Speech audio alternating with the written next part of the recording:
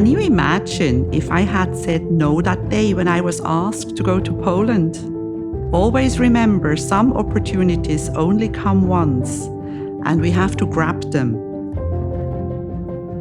Welcome to a new episode of Most Memorable Journeys. I am alone today. I know that you enjoy listening to all those wonderful guests that I interview on my show. But today I'm going to talk about myself. And I'm going to tell you the story how I became an interpreter for the Cypriot and European police many years ago. A couple of weeks ago, I was invited by the Greek police trade union who organized the 11th Congress of CESP.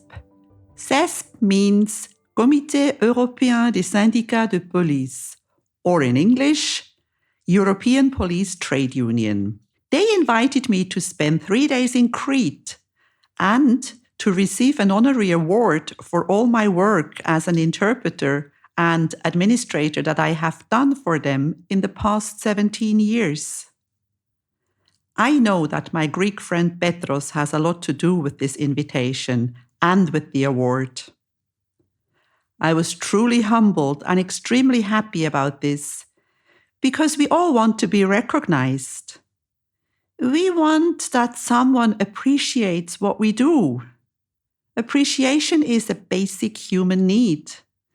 When you and your work is being recognized, your self-esteem, your satisfaction, and your productivity rise. You get motivated to do better and more work. People want to be respected and valued for their contribution. And of course, my husband Hector was invited as well, and we spent 3 wonderful days driving around Crete, going to Ios Nikolaos, Elunda, driving across the country, visiting friends in Chania, and even having a coffee on Stavros Beach, where the famous movie Zorba the Greek was filmed. 17 years is a long time. And it gave me the opportunity to travel all around Europe and even to the US, where conferences were organized. And of course, it also created wonderful and very unexpected friendships. Some with people who I cannot even communicate in the same language, despite the fact that I speak 6 languages. One of my big advantages, of course, was and always will be is that I am a thoroughbred tour guide. I can travel with anybody. Shy, bold, complicated, rude, difficult, late, demanding, nice, not nice. I have seen it all in the 11 years of my time of tour guiding and traveling all over the world before I settled down and had children. But let's start from the beginning. I have talked about this in other episodes already, but this time I want to go a little deeper. I had started working occasionally for the Limassol Police station as an interpreter. They used to call me when they were taking statements from people who didn't speak Greek.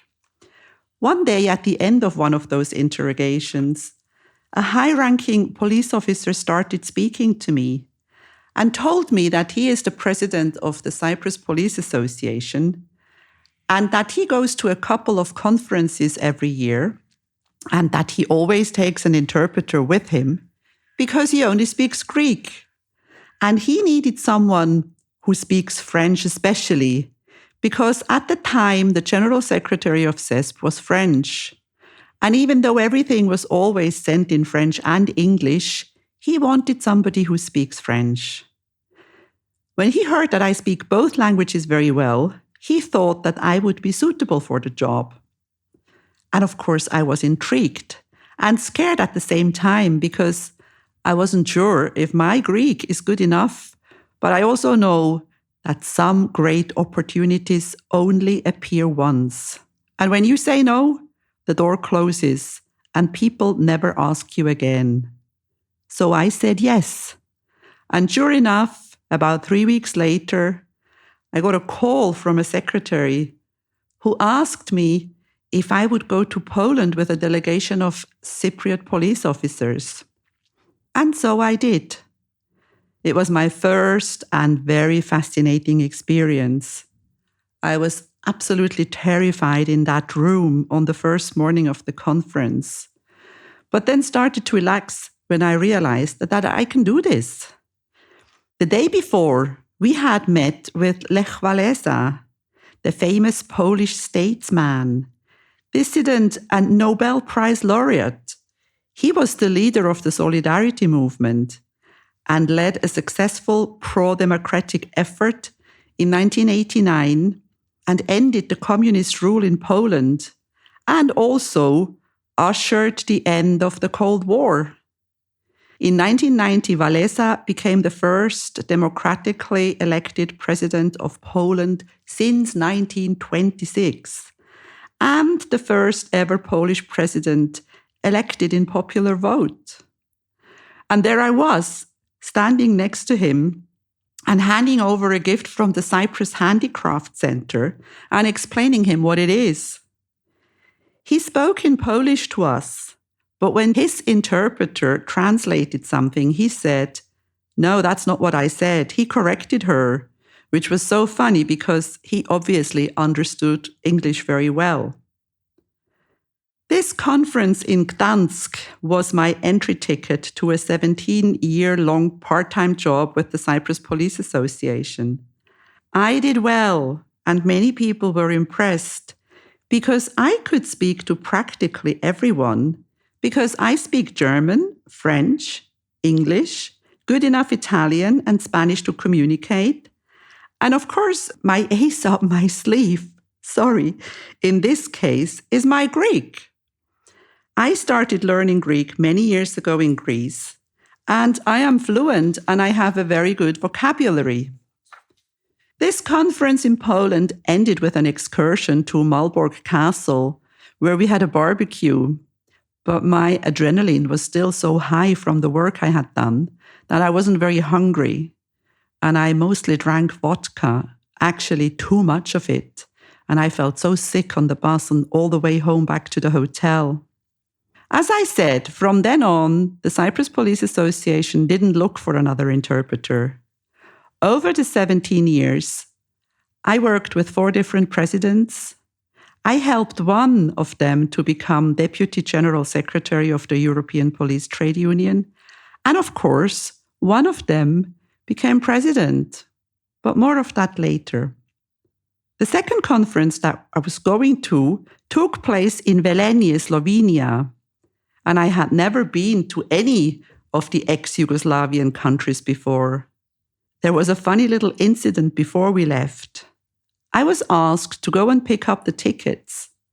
And when I got to the travel agency, and when the lady explained me our flight schedule, she mentioned the arrival time in Bratislava, which immediately caught my attention. Bratislava isn't in Slovenia. It's the capital of Slovakia. Someone had goofed, and we had flights to the wrong place. Fortunately, we managed to sort things out and got to Ljubljana on time. It was great now to already know a few of the people that I had connected with in Poland the year before. One thing that I had observed was that the Cypriot participants mostly spent time with their Greek colleagues. Obviously, because they spoke the same language, but I thought the idea of participating in European conferences was to connect with all of them. And I gradually started changing that by including them into chats with delegates from other countries while interpreting for them. During these conferences, important police-related issues from the member countries are discussed. Crucial points of interest are shared for the overall functioning of the police in Europe. And of course, police rights are presented in front of the relevant authorities, such as the European Parliament, the European Commission, the Council of Europe, and the United Nations.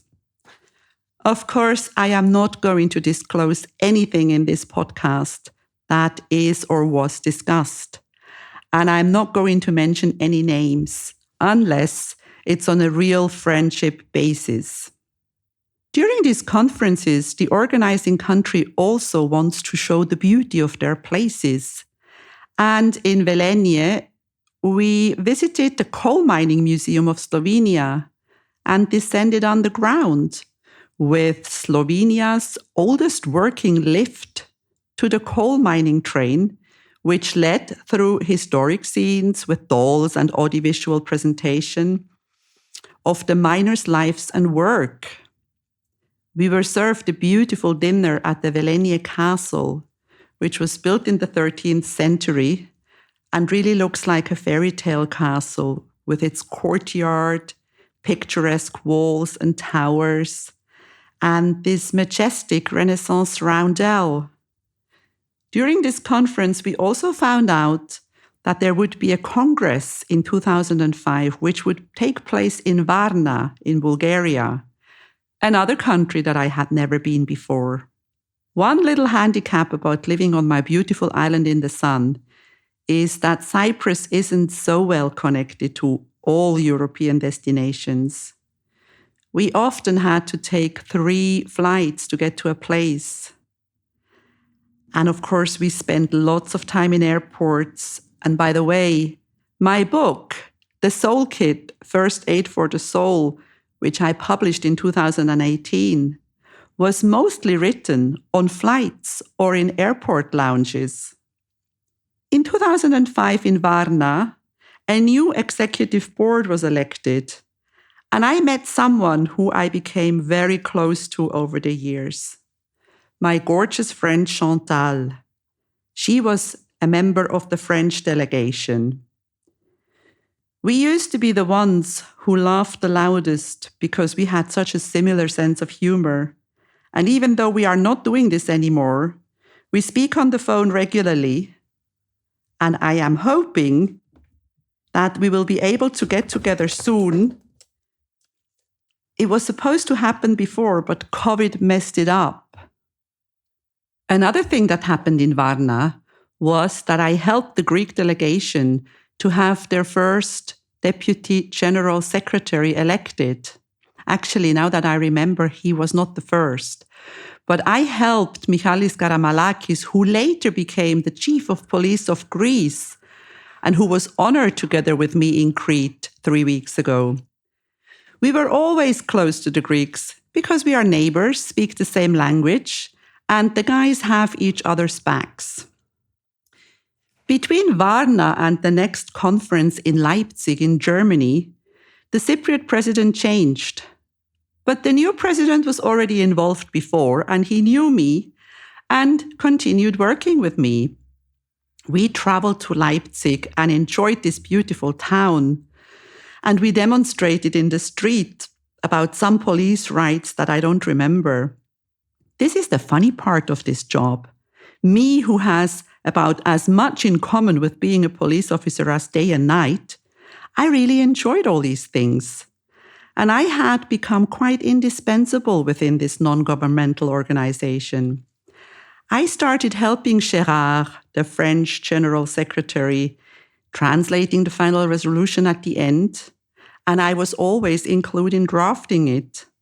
And whenever there was somebody in the room who wasn't understood, I was usually called to help out. In 2007, we started a period of having 2 conferences a year. We went to Rimini in Italy, which I absolutely loved. I have always loved Italy. Everything about it. The language, the people, the food. And we were treated like royalties at this conference. At the end of the conference, we were taken on an excursion to the Republic of San Marino, which is one of the world's smallest countries, but yet independent, even though surrounded by Italy.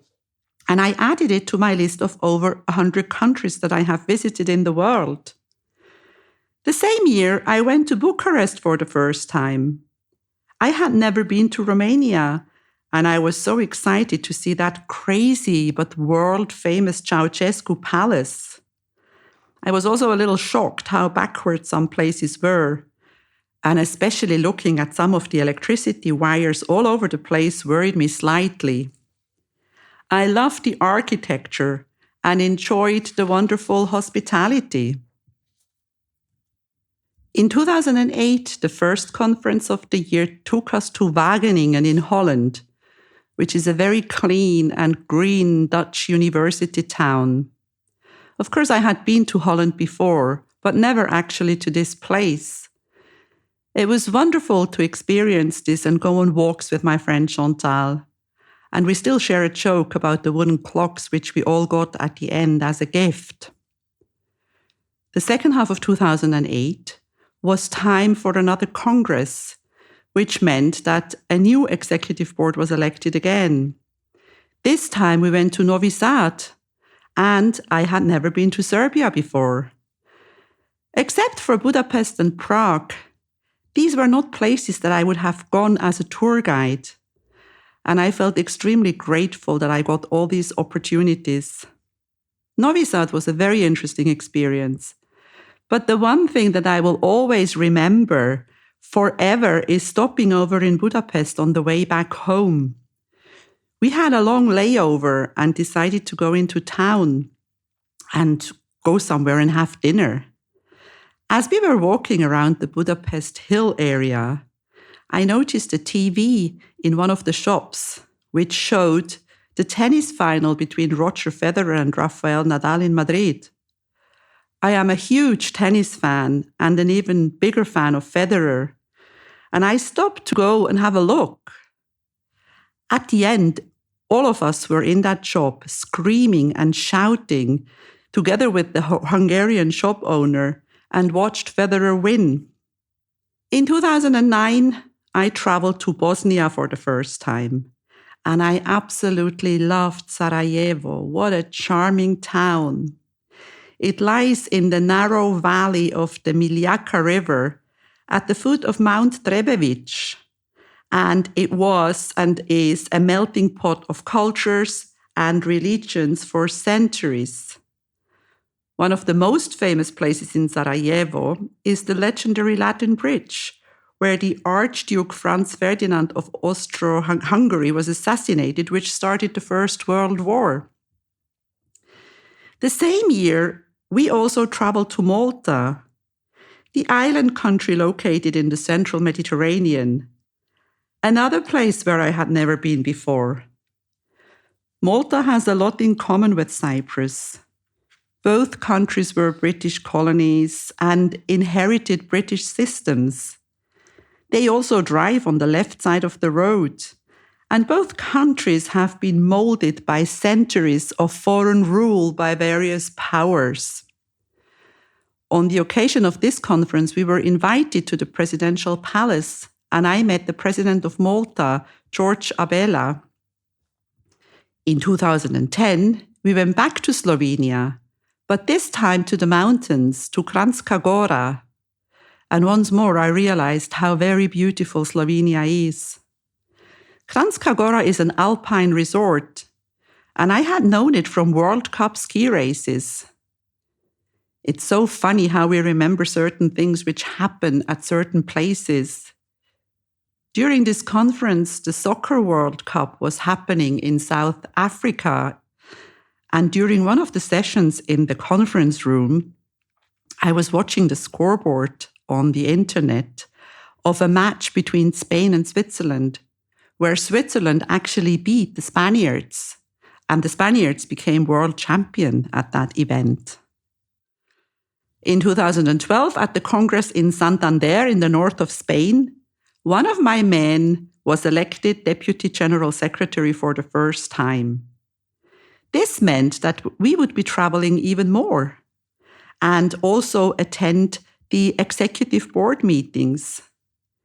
These days, the General Secretary, my friend Gerard, was based in Lyon, and I traveled there so many times and got to love this place so much.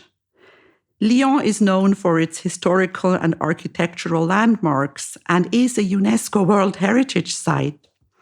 And it was historically known as an important area for the production and weaving of silk, and in modern times has developed a reputation as the capital of gastronomy in France. A year later, in 2012, I traveled to Tirana in Albania for the first time. And I was very pleasantly surprised because so many people had warned me and told me that it's dangerous and backwards. I have watched Tirana change because over the last 10 years, I have been there at least 5 times, and it has turned into a neat place with much better roads now. The one thing that always makes an impression on me is the famous Albanian hospitality. People are beautiful and very friendly. And I also got to know the seaside, which is absolutely gorgeous.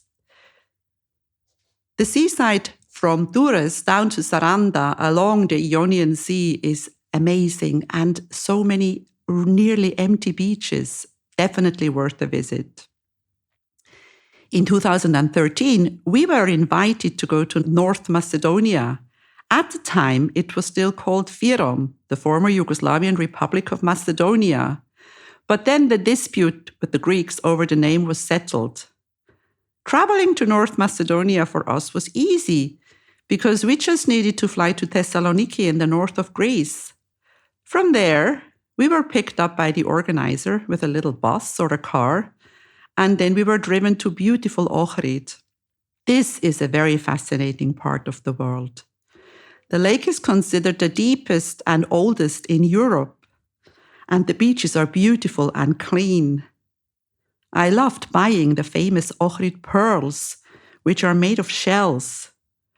Ohrid is known for having 365 churches, one for each day of the year, and has been referred to as the Jerusalem of the Balkans.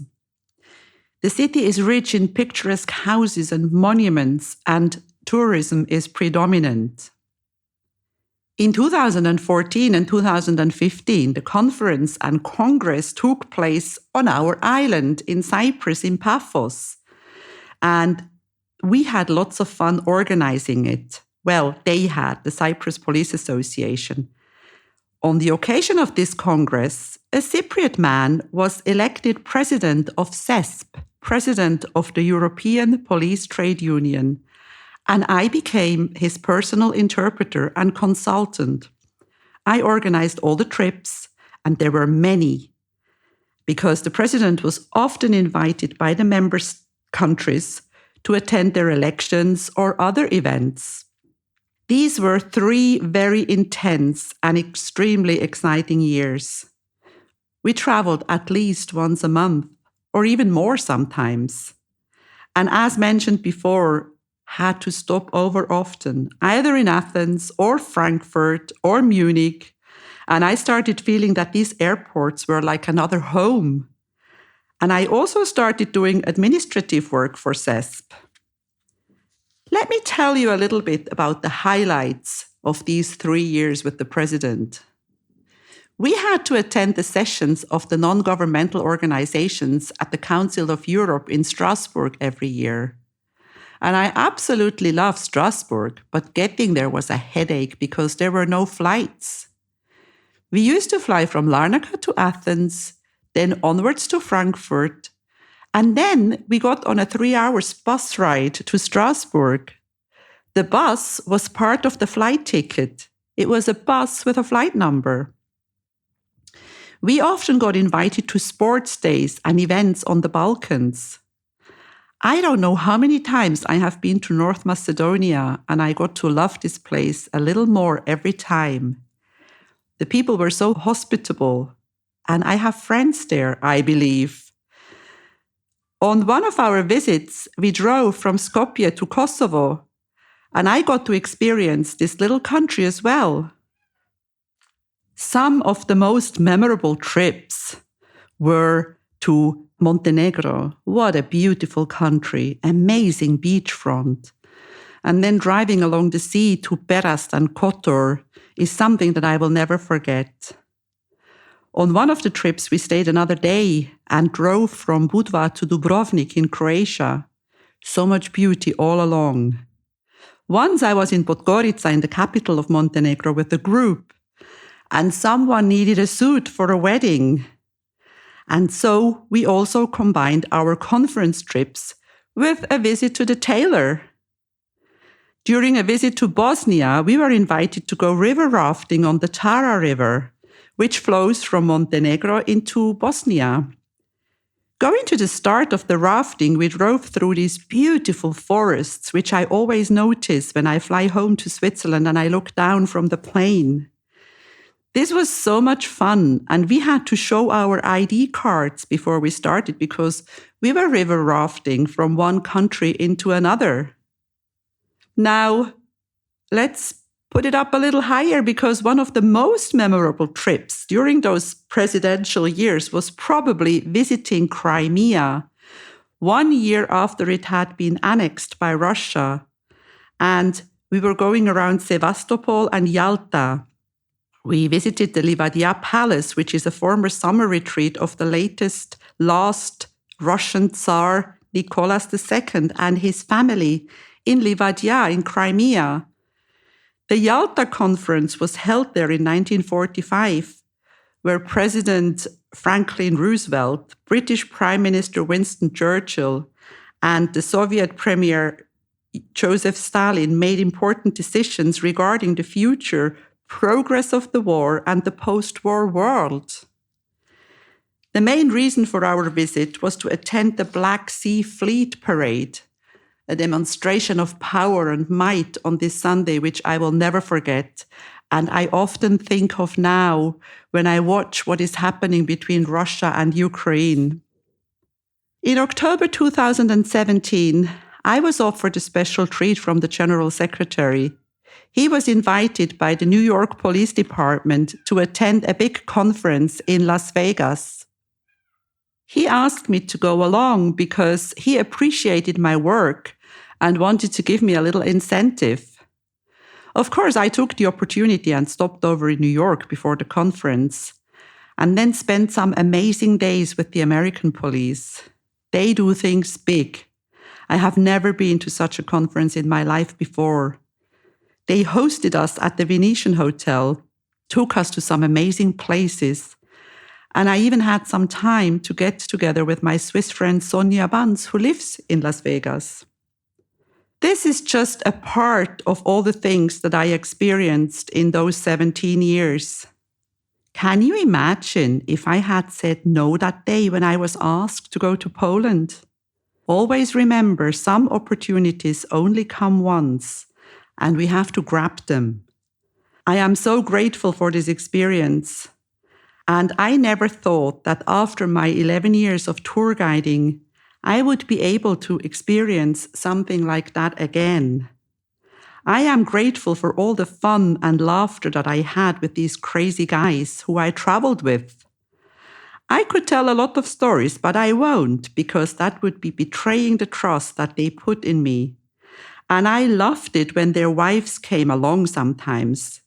It was my deepest dive into Cypriotness at its best, talking about families, tradition, food, shopping, kids, and so much more.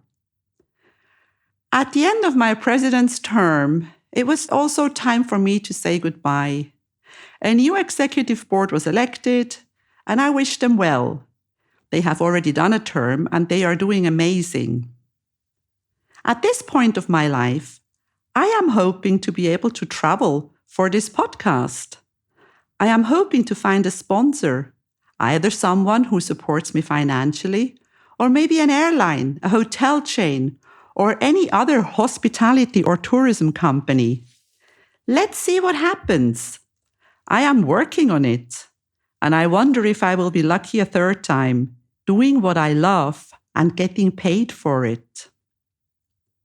If you like my podcast, please subscribe and share it with all your friends and family and everybody you know. If you enjoy my podcast, please like, share, and subscribe to my channel. You will find all the information in the show notes.